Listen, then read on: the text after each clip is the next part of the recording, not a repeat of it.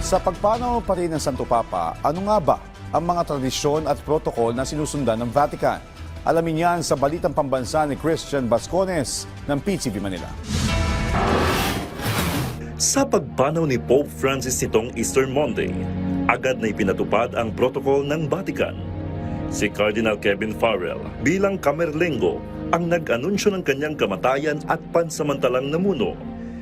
Con profondo dolore devo annunciare la morte del nostro Santo Padre Francesco.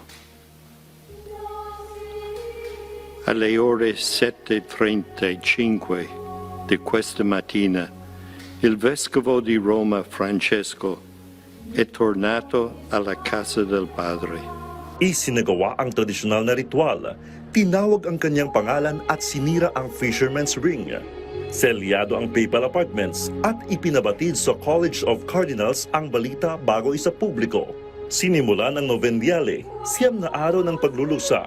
Ilalagay ang kanyang katawan sa St. Peter's Basilica para sa public viewing.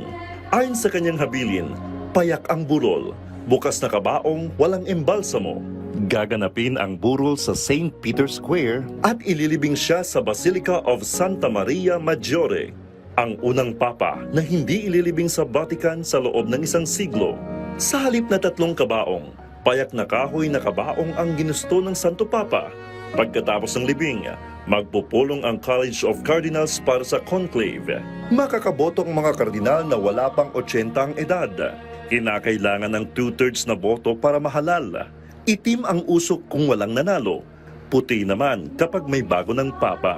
Kapag may napili na, iaanunsyo sa balkonayan ng St. Peter. Sabay sigaw, Habemus Papam! Habemus Papam! Sa kauna-unahang pagkakataon, 3 Pilipinong kardinal ang posibleng matawag na susunod na Santo Papa. Mula sa People's Television Network, Christian Bascones, Balitang Pambansa.